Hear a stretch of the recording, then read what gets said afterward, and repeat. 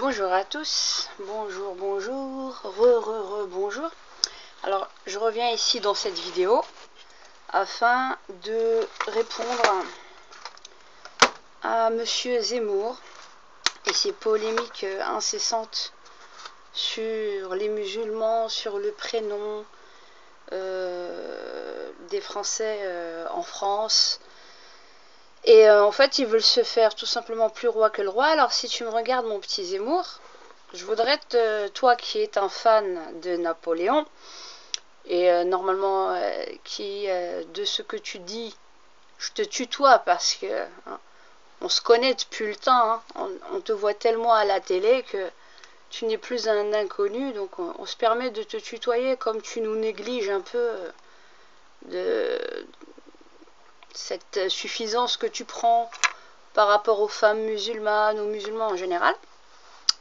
Donc, je te dis puisque tu connais donc bien l'histoire de Napoléon. Moi, j'ai des livres ici, j'en ai pas mal d'ailleurs, j'ai fait pas mal d'acquisitions ces derniers temps. Donc, je te conseille le livre de docteur Georges Valençay, Le lit de Joséphine. Je vais te lire des passages, toi qui n'a pas, comment dire, omis une partie de l'histoire de Napoléon, et que tu nous revendiques comme étant, comment dire, un modèle, et dont tu es un grand fan. Je voulais te lire. Il y a aussi Napoléon, mon aïeul, ça t'a connu, qui a été écrit par Charles Napoléon, ici, donc son arrière petit-neveu. Ok, chacun écrit l'histoire de sa famille. Moi aussi, j'écris l'histoire de ma famille.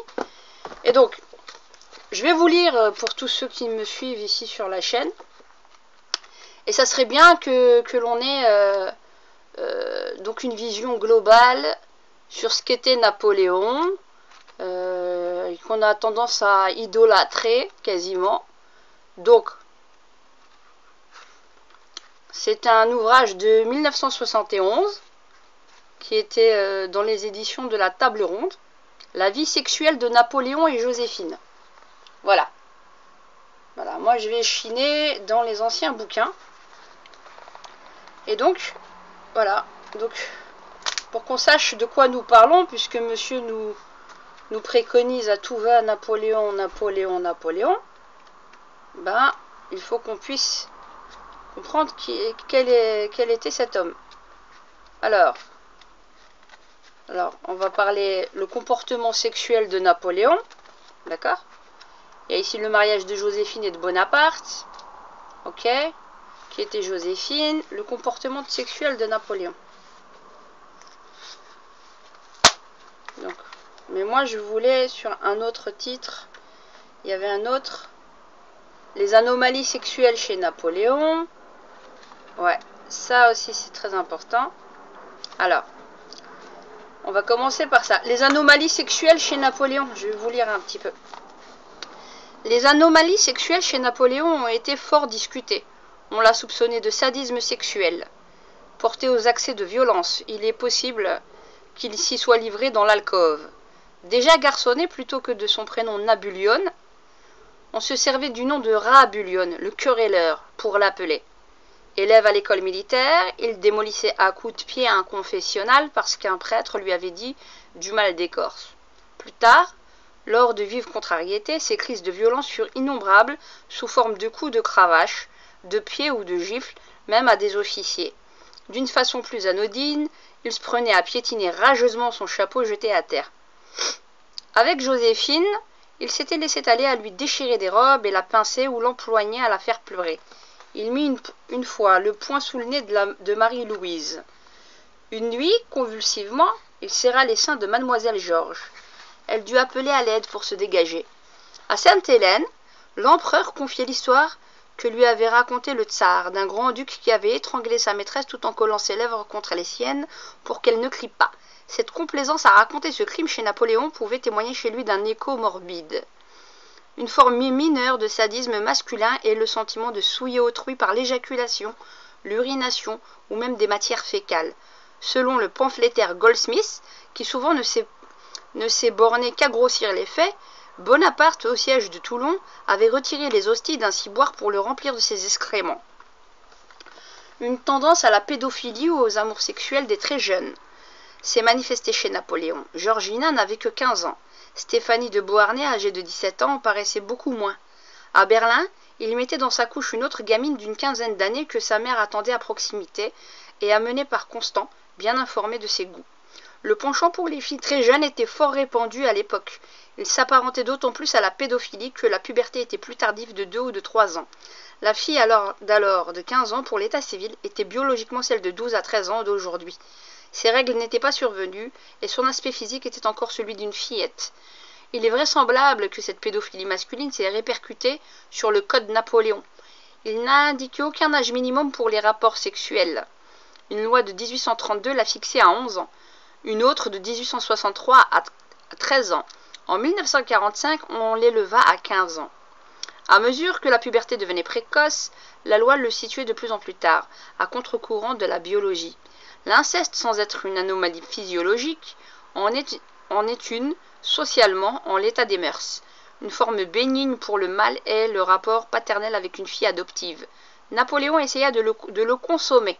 Il raffolait d'une nièce espiègle de Joséphine, Stéphanie de Beauharnais, et l'adopta dans les formes. Il se livra sur elle à des entreprises en privé, qu'elle avoua à Joséphine. On s'empressa alors de la marier au prince de Bade, d'une obésité précoce, dont Stéphanie ne s'accommoda pas. Elle lui fit passer ses nuits nuptiales dans un fauteuil. L'empereur, toujours épris, ne désespérait pas de posséder Stéphanie.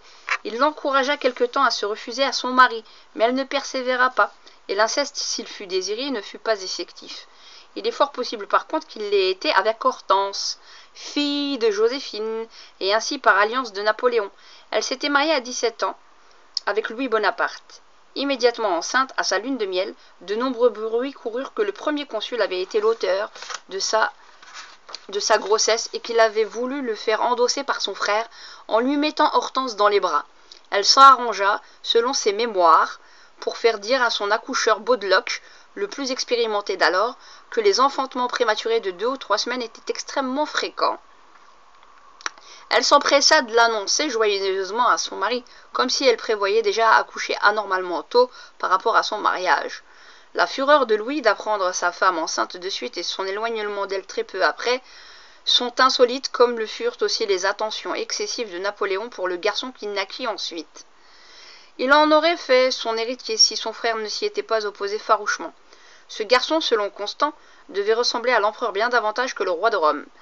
La manière presque clandestine, contrairement aux usages dont fut déclarée sa naissance, laisse croire, selon P. de Lacretelle, que sa date officielle avait été arrangée.